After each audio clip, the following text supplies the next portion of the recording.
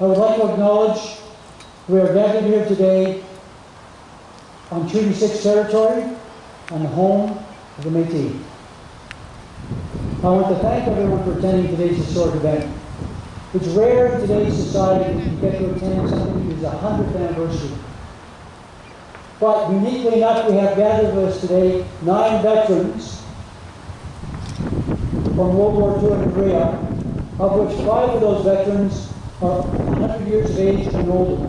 So I would ask you to help me give a round of applause to our veterans.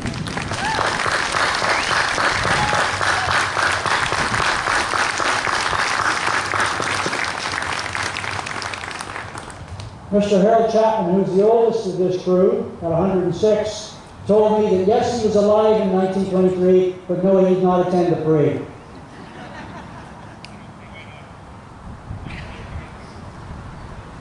As you've well gathered by looking at the program, today's ceremony is really comprised of 3 components.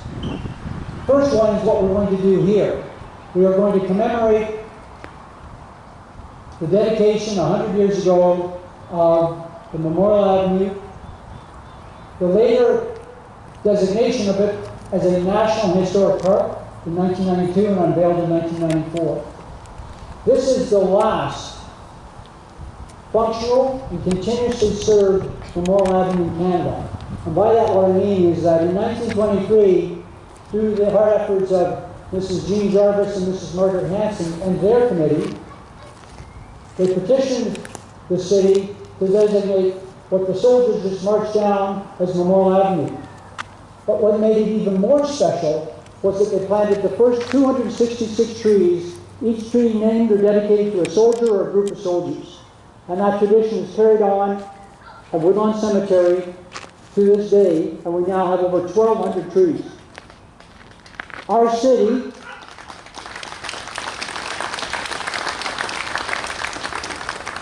is the custodians of this National Historic Site, but this National Historic Site is owned by and should be held sacred by all Canadians.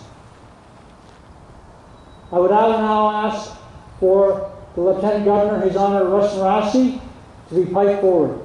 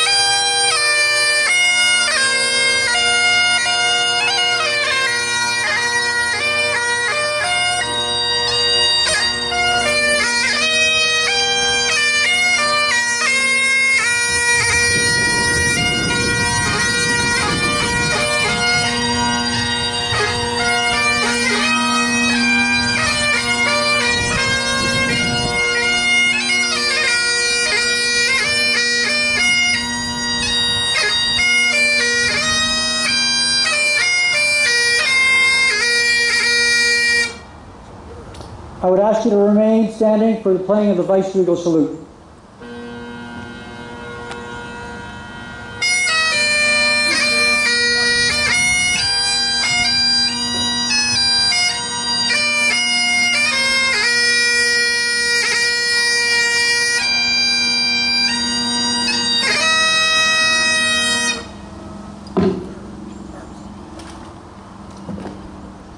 Please take your seats.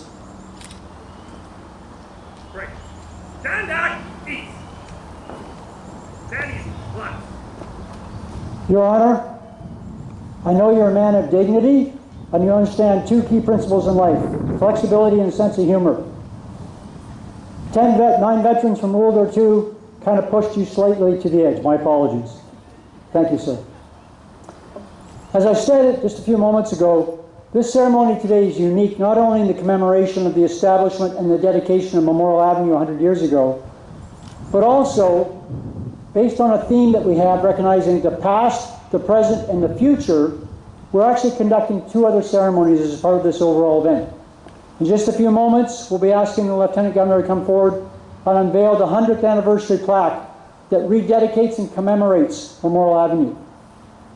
Then, after that ceremony is done and the parade has marched off, all of you, the attendees, the witnesses to this event, will ask you to move forward with us with the guiding of our traffic staff, and we'll move to what's called Soldiers Memorial Cairn, where we conduct the annual Decoration Day Act of Remembrance ceremony. And at the Soldiers Cairn, which was also built in 1923, we'll conduct the Act of Remembrance, we'll pay tribute to our fallen, we'll pay tribute to our veterans who passed away this past year and are buried in Woodlawn Cemetery, and finally we will culminate with the third activity. And that's where we will unveil granite pedestals that commemorate the service of our new generation of veterans who have served in NATO operations, United Nations, and the war in Afghanistan. And it's part of an overall service garden that encircles the Soldiers Memorial Cairn. I just want to say a few brief words about the committee.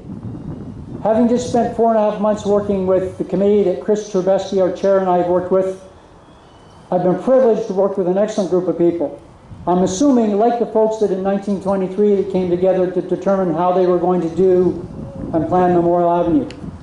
Folks made up of the Daughters of the Imperial Order of the Empire, Mrs. Jarvis, Mrs. Hanson, and their committee. The military, the veterans, the city, and other interest groups came together 100 years ago, and 4.5 months ago, we did the same thing, to plan and execute today's event. One thing happened that I was really hoping for, and that's the weather.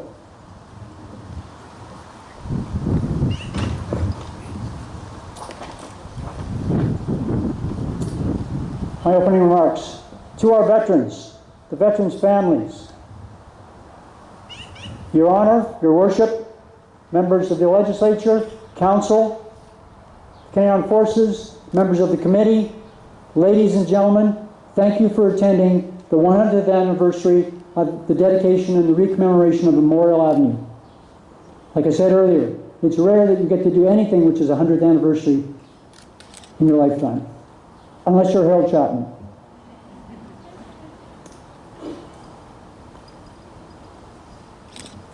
What's been reinforced to me by members of the committee is how special this place is. And I look at it from a slightly different perspective. Having served in Afghanistan, having been involved in burying 4 of my best friends in this cemetery, having seen the impact of what the loss of life does, I can only imagine what it would have been like back in 1923 when that committee came together to plan that event. We had 158 Canadians killed in Afghanistan. We had 26 Canadians who lost their life in the service of Yugoslavia. We've had over 10,000 Canadians die in service since Korea. But nothing of that, and all those sacrifices are significant, but when you look at the loss of life in the First World War, the impact on communities, it was significant in Saskatoon and across the country. When you take a look at what is a historic site, if you take a look at anything that we create as human beings, it's based on an idea, decisions, creative thought, significant amount of energy, and conviction. And it creates either a decision which creates action or a tangible physical entity, like a building, like a road or an avenue. An avenue is just asphalt until you attach meaning to it. And those 266 trees that were dedicated 100 years ago helped to create the meaning behind Memorial Avenue. And when Memorial Avenue went away in all the other cities across this country, we as the citizens of Saskatoon recognized how sacred that was. And we carried on that responsibility to today. So there's over 1,200 trees, as I said, dedicated.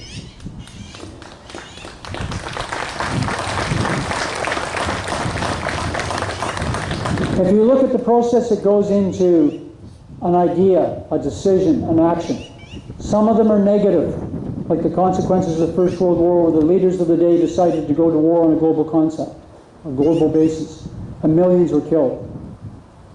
The outcome of that negative process was a positive reaction.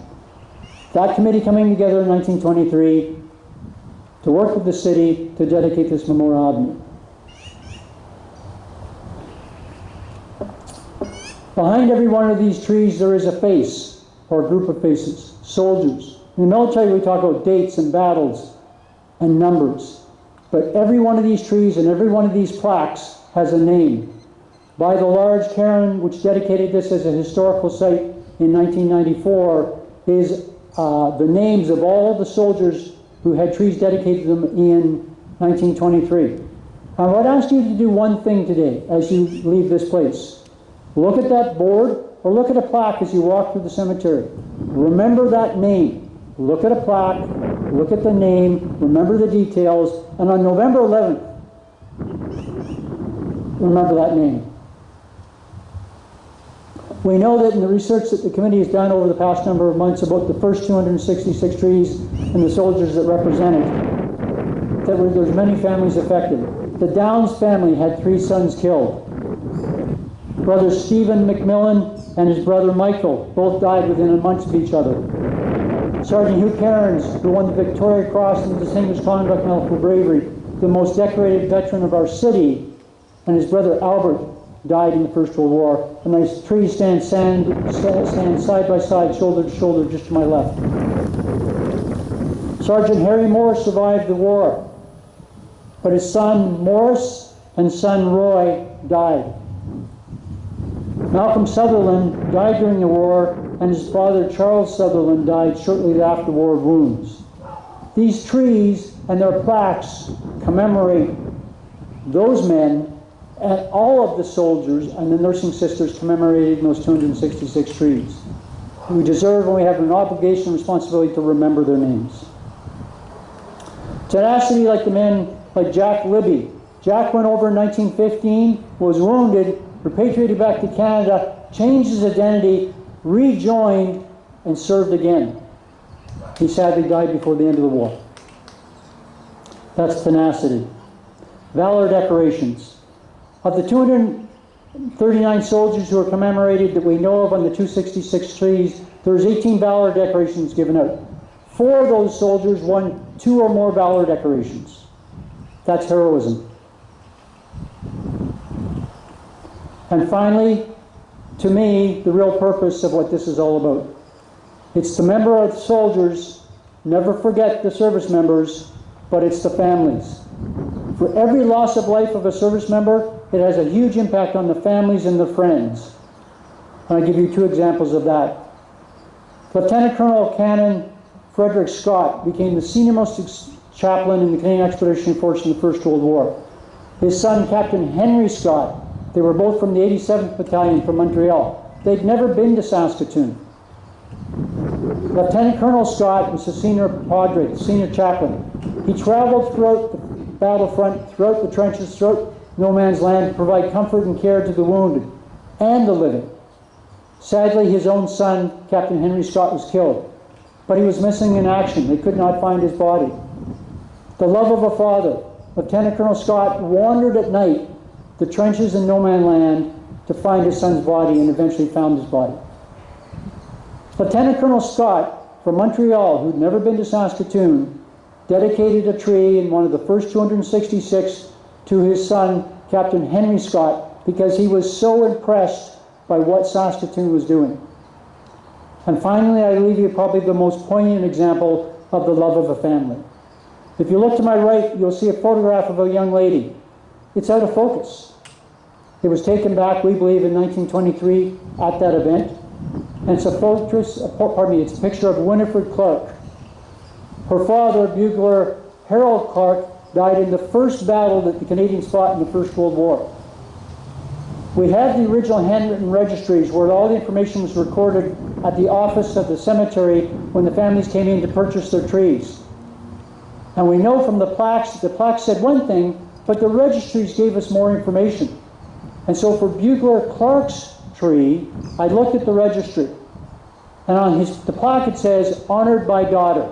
But in the registry it says, tree purchased by Mrs. C. Byers for Winifred. That's the first time we knew what the daughter's name was. The notary of the registry must have been Scottish because he or she wrote in, wee lassie. My family's from those parts, so I know what "we" means. But what was most poignant, though, was what the notary wrote in the registry. And this is what he wrote, recorded from Winifred. "My daddy ordered me, but he never came to pick me up. My daddy ordered me, but he never came to pick me up." She was conceived before her father went to war. She never knew her father. And the tree that Mrs. Byers bought for her became the only memory that she has of her father. That tree is with us today. This is a picture of Winifred that we found on the Canadian Virtual War Memorial site that's monitored by Veterans Affairs. And when I found that photo about 1:30 in the morning, it was a surreal emotional experience for me. Because we have no other photos of 1923. They were destroyed. This is the only photo that we think that came from 1923 or close to that day. So as you pass, I ask you to look at Winifred. Because she, like all the families, are the ones we also owe our ultimate debt of gratitude to. Thank you.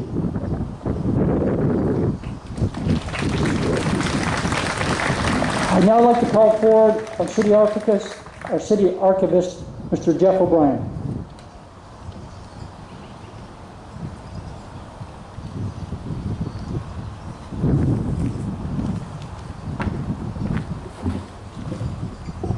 Thank you, Malcolm. Ladies and gentlemen, honored guests, it's a pleasure to be here today to talk about our event, and I want to talk about the history of the Memorial Avenue of Trees. So 100 years ago, almost to the day, people gathered here at Woodlawn Cemetery to witness the beginning of something truly special. The Next of Kin Memorial Avenue of Trees, dedicated on June 17th, 1923, in memory of those from Saskatoon and area who had fallen during the First World War. And it all started with two women, Margaret Hanson and Jean Jarvis. And Hanson and Jarvis came up with the idea that the city should plant some trees at Woodlawn Cemetery. You know, pretty it up a little bit. Woodlawn is a very different place today than it once was. Today, all the avenues are lined with trees. There's thousands of trees here, but 100 years ago, this was just another patch of lonely prairie way out past the spot where the city becomes country. And it was badly in need of a few trees. But Canada in 1922 was a country still recovering from the effects of the First World War, which had raged for 4 terrible years from 1914 to 1918. More than 650,000 Canadians and Newfoundlanders served during the war. About 66,000 of them died. 170,000 more were injured, many of them suffering permanent disfigurement and disability. For others, the scars were on the inside. The legacies of the war were everywhere you looked. And so in the 1920s, memorials to those who had fallen in the First World War were going up in every city and village across the country. And Saskatoon was no exception. So perhaps it should come as no surprise that the goal soon changed from simply planting trees to planting them in order to commemorate the service of those who had fallen. Both Hanson and Jarvis were members of the military chapter of the Imperial Order of the Daughters of the Empire, the IODE, an influential women's organization that had worked tirelessly to support soldiers and their families during the war. So the two women took their idea to the IODE, and the Next of Kin Memorial Avenue of Trees was born. Now, mostly when we build war memorials, we carve them out of stone, marble, and granite. But in the 1920s, people were also promoting the idea of practical memorials. Things like hospitals and schools and libraries. Things that, like the soldiers themselves, actually served the country. Things like trees. It was a simple plan. Trees would be planted, American elms, tall, stately, long-lived, in 2 rows right here where we are now. These are those trees. All but 1, maybe 2 of the trees that were planted on that day in 1923 are still standing.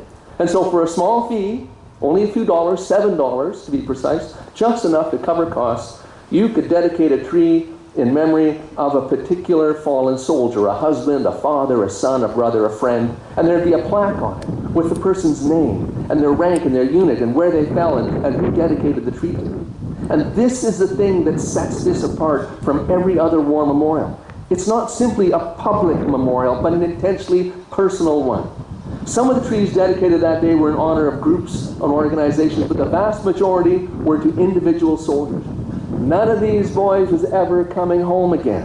Until 1970, Canadian soldiers, like their British counterparts, were buried at or near where they fell. And this was so as to ensure that all soldiers, rich or poor, general or private, would lie side by side in the same graves with the same headstones, in death as in life, shoulder to shoulder. But what it meant for those left behind is that there would be no grave here in Saskatoon for you to stand at, no place to put flowers on, no place to go on a birthday or an anniversary and stand and remember. That's what we do in cemeteries. We stand and remember. But you couldn't do that if you were a mother or a wife or a son or a daughter or a friend of a soldier who had fallen in the war. But you could have a tree growing in Woodlawn Cemetery in celebration of the specific person that you lost. I want to read from the letter that the IODE sent out inviting people to dedicate a tree. It said, "A tree is a thing of beauty and inspiration, a living token of the wonder and glory of nature, and a symbol of service. For the life of a tree is a life of service.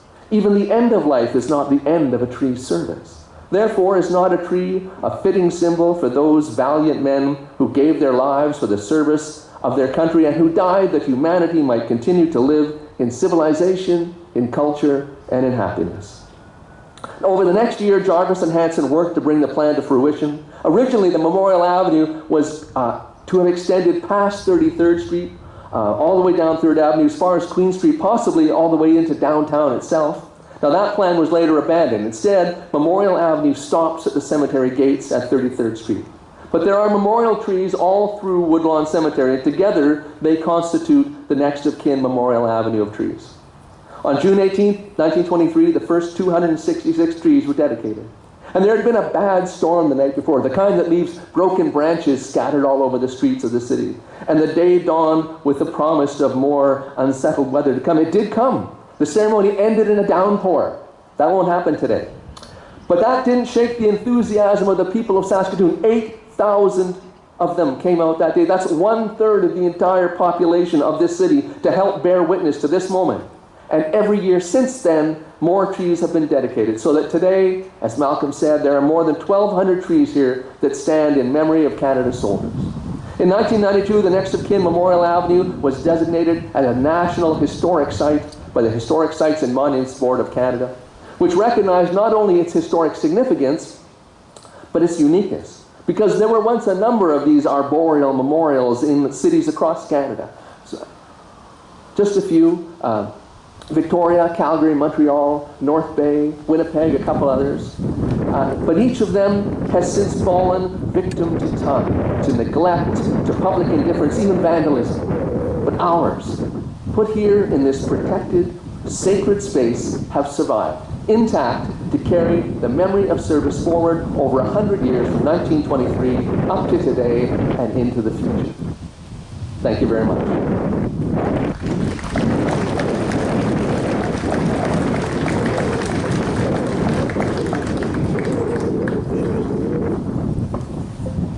Thank you, Jeff.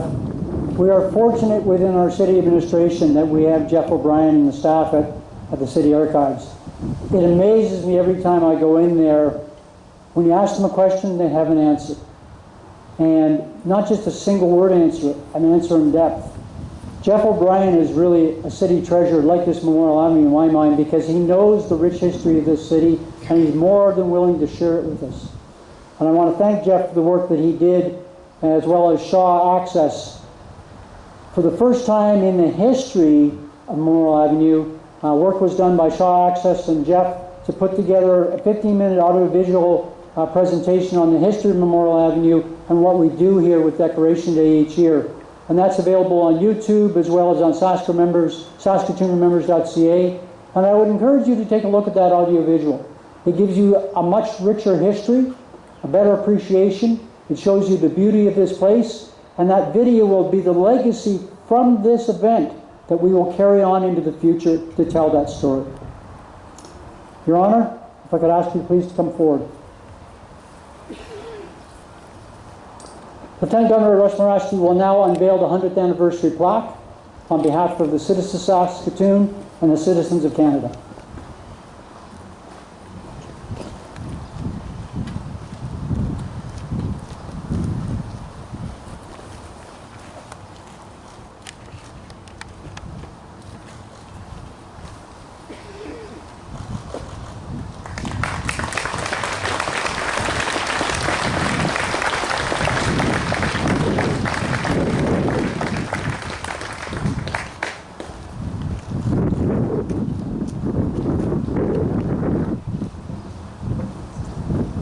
I now call upon Deacon Peter Coolin from Christ Church Anglican to come forward and provide the benediction.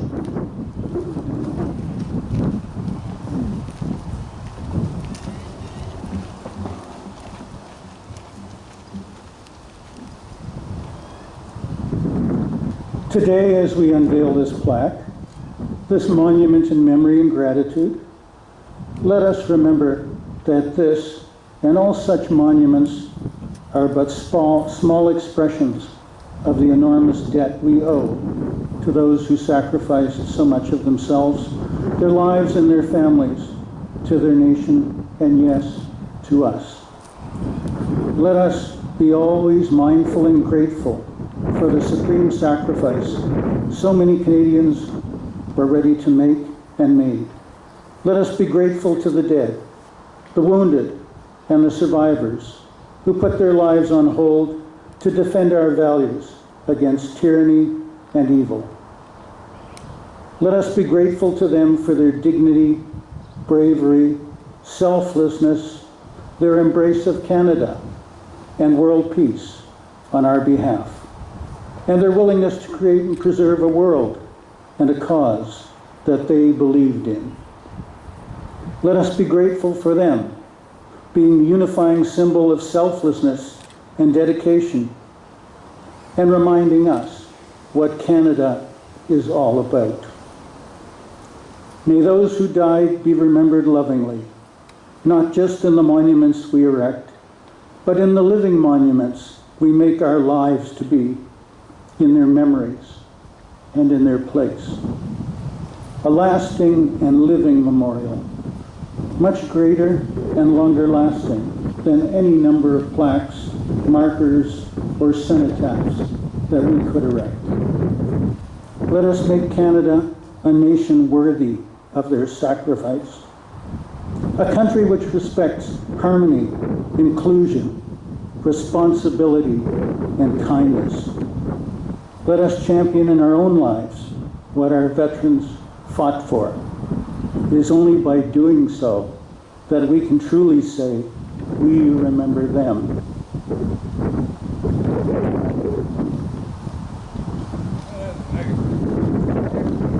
In closing, let us pray together. Loving God, we raise our voices to ask for you to help us to always respect and remember the service and sacrifices so willingly given by our veterans and those now in service. Help us to be inspired by them, their faith, devotion, professionalism, belief, commitment, and action. Make us always willing to follow their example to serve others, even if it requires of us suffering, inconvenience, injury, or the ultimate sacrifice. Strengthen us anew in love, and help us to serve you, one another, this country, and your creation. And keep us in your great grace and mercy. Amen.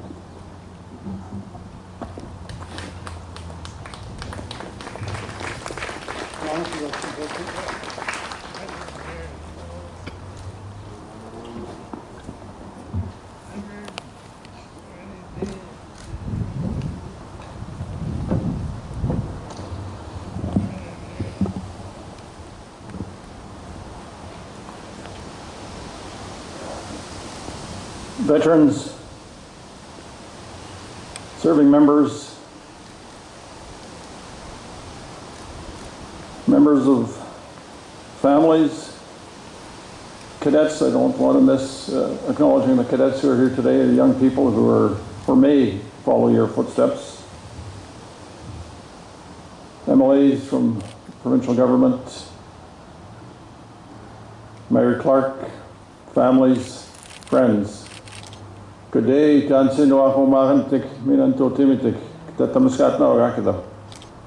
and relations, greetings to each and every one of you. Thank you for the prayer, benediction, the opening comments that were made.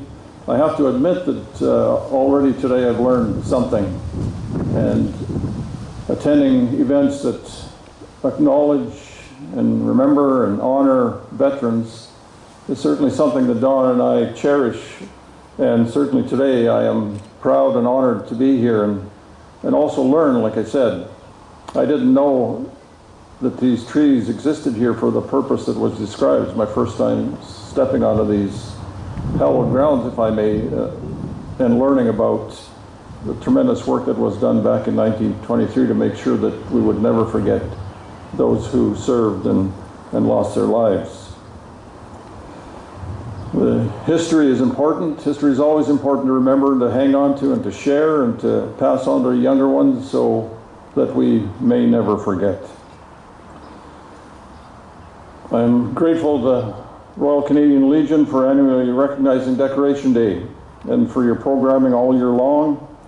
And as I said already, I want to honor and acknowledge all of those Canadian Armed Forces members who still continue to serve today here and around the world.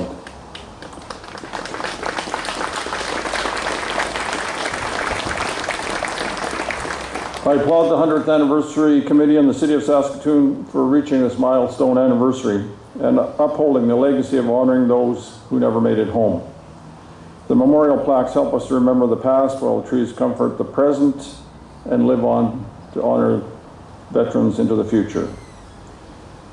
Learning is important. As I said, the Road to Remembrance is really something that I didn't know about here in Saskatoon, and I'm told it's the only remaining tribute of its kind in Canada. And without the support of grassroots people, of family members, and of course the city and organizations, obviously this wouldn't exist. And it really demonstrates when we come together on a project like this that we can all make a difference in some way. The words next of kin placed on the plaque are important to me. When I opened and shared my Cree language with you, Wahuhtoin or Wahumarantig, my relations, really add special meaning to that statement. We believe within our communities that we are all connected, we are all related, but I think when you take that into the military community, the Canadian Armed Forces community, / family, I think again we can see how connected we can be and really should be. And that connection really enables us to, I think, come together as a community and to do the important work that needs to be done. I mentioned as well that Dawn and I really honor these types of ceremonies. She couldn't be here today, and she sends her regards. But she comes from a family of military veterans from Cumberland House in northeastern Saskatchewan, where many, many young men joined even though they didn't have to, being Indigenous people. Donna's father was wounded severely physically in the first couple of months, within the first couple of months, twice actually, and as a result had to be sent home. And he carried those visible scars into his later life and as he passed. We know that he carried a tremendous burden because of the physical and psychological scars that he endured. I won't go into I had some notes here about the Memorial Avenue ceremony, but like I said, that was certainly well covered by the archivist, and I appreciate the history lesson, if you will.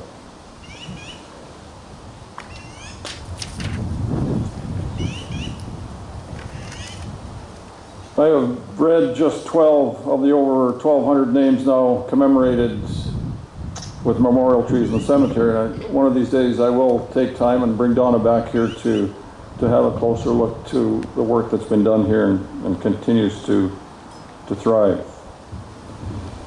Through community spirit and support, the next of kin Memorial Avenue grew into a National Historic Site, as we heard, and a special place of peace that continues to honor fallen members of the military.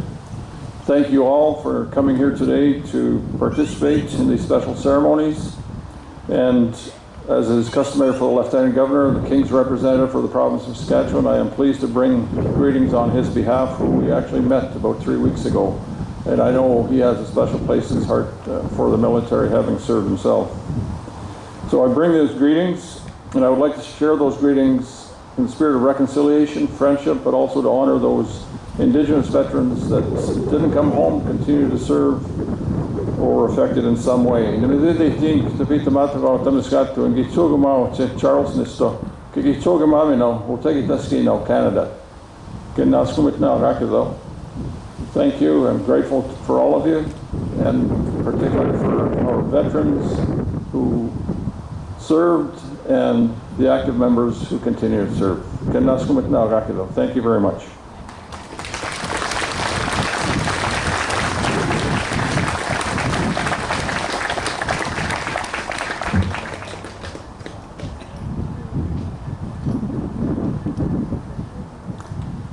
Thank you, Lieutenant Governor Morosky. In 1923, Mayor McConnell, Howard McConnell, the mayor of the day, had a small but vital role in the ceremony. He read a resolution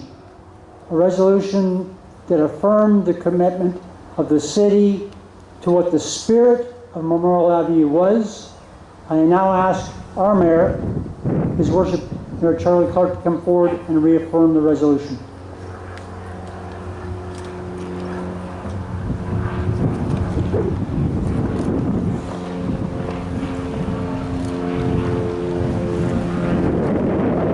Greetings, everyone. Tansei. What an incredible day. And it's moments like this when I'm so humbled to be in the role of mayor and to have the honor to try to carry on the legacy and understand the legacy of our ancestors and those who've come before to help build this beautiful city. And I'm learning so much about that through this ceremony. Your Honor, thank you so much for being with us today. The veterans who are here, all of the members who are serving in the armed forces and who have served for the armed forces, fellow community leaders. We have Marv Friesen from the provincial government, Nathaniel Teed from the provincial government, David Curtin, who's from City Council, and everybody who's here, and all the family members and community participants.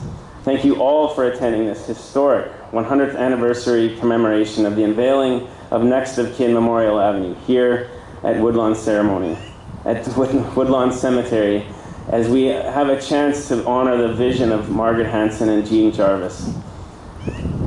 I really want to thank the multi-stakeholder committee that has worked hard over the past few months to not only research the rich history of Memorial Avenue, but also to organize these three ceremonies. We have participants from the Heritage Society, from the City of Saskatoon, from Woodlawn Cemetery, the veteran serving organizations, and Parks Canada. Each ceremony that's been put together is unique but intertwined, connecting past and present and continuous recognition for our city's support over the many decades for the contribution and sacrifice of our members of the Canadian Armed Forces. And I actually want to just take a quick moment, Malcolm, and on behalf of your co-chair or chair, Chris Zarabuski, to recognize the extra time and dedication that you put in to make sure that this was a meaningful ceremony. And Malcolm, we have seen how hard he has worked with this great committee. He earlier said that he was grateful for the weather. I'm not sure he didn't have a hand in the weather, given how much will he put into making sure we were all prepared to truly honor what has been done here. So thank you so much. Malcolm is clearly driven to ensure that we honor the memory and contributions of the veterans of the past and present, and has put many hours into making this a meaningful day. So I can't imagine what it would have been like for my predecessors, Mayor James Clinskill and Mayor William Hopkins, who both served as mayor in this position prior to 1923, because both of them sadly had sons killed in the First World War, and those sons are commemorated and among those first 266 trees that were planted. Captain Tom Clinskill, age 27, and Private Granville Hopkins, who was just 21 in 1923.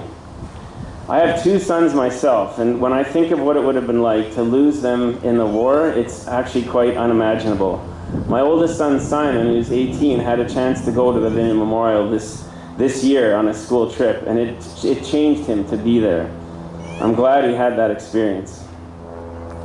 So back in 1923, as Malcolm mentioned, at the time of the original dedication, the mayor at the time, His Worship Howard McConnell, read out a resolution which affirmed that the citizens resolve to do all that is in their power to achieve the ideals for which so great a sacrifice had been made. He referenced the country's sons who fell in the fight for freedom. And there's great relevance in Mayor McConnell's words 100 years ago, and also Canada is a different nation today in so many ways. Today, the Canadian Armed Forces is made up of men and women who represent the diversity of our city and our country. Today, gathered here with us are veterans who live among us today, and the new generation of Canadian Armed Forces members. And it is to them and all of those who serve our community by putting themselves in harm's way that today I want to reaffirm the resolution of 100 years ago that Mayor McConnell made within the contemporary times of our present. And so I will do that.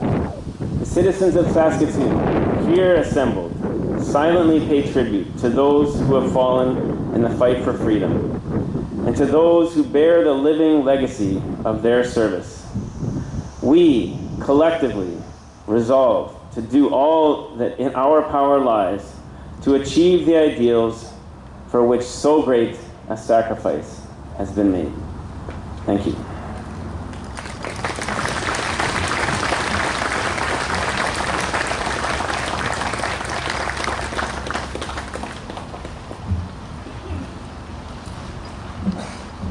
Thank you, Your Worship. A few closing remarks before we move over to the Old Soldiers Memorial Cairn.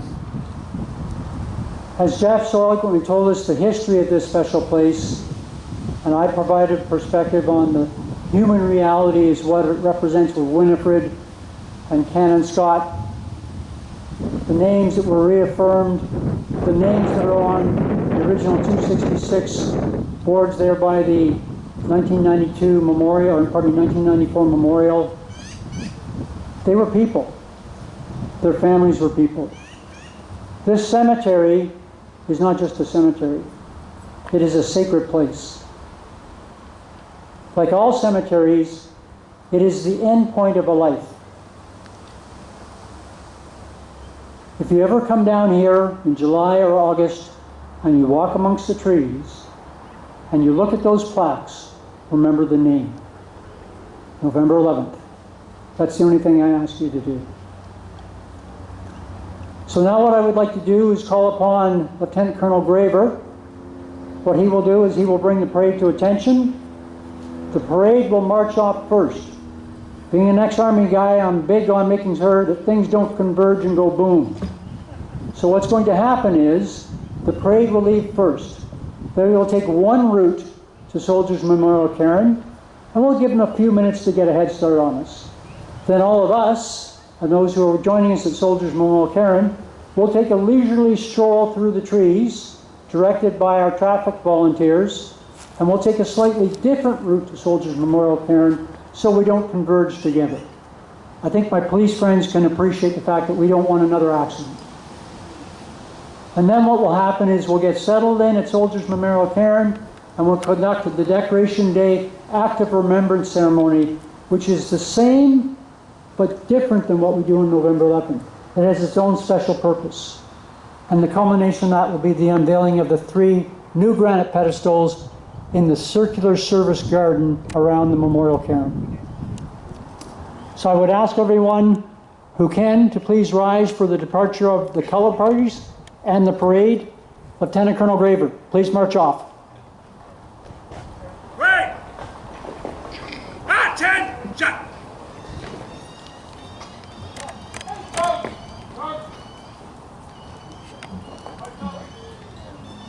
Right, we'll march off in columns 3s. Pipes and drums leading, followed by 1 guard, then 2 guard, by the left. Quick! March! Ladies and gentlemen, the Canadian Forces, your veterans, the cadets, Saskatoon City Police,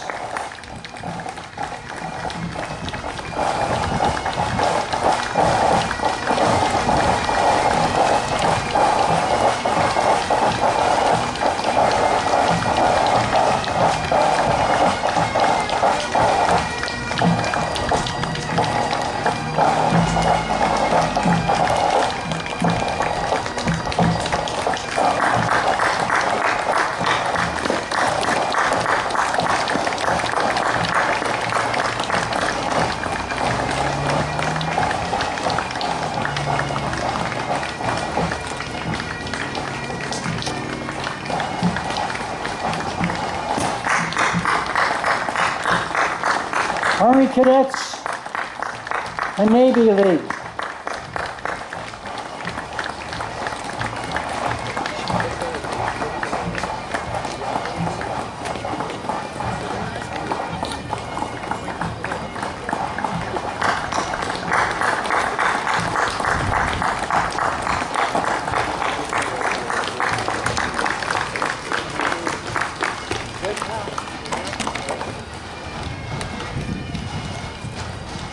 So as I said, we'll give the parade just a little bit of a head start, and we'll soon head over to Soldiers Memorial Cairn. What will happen is you'll go through the gates, and the traffic staff will direct you to do the first right turn down Jellicoe Avenue down Kitchener Avenue to the memorial. Thank you. Thank you for attending this service.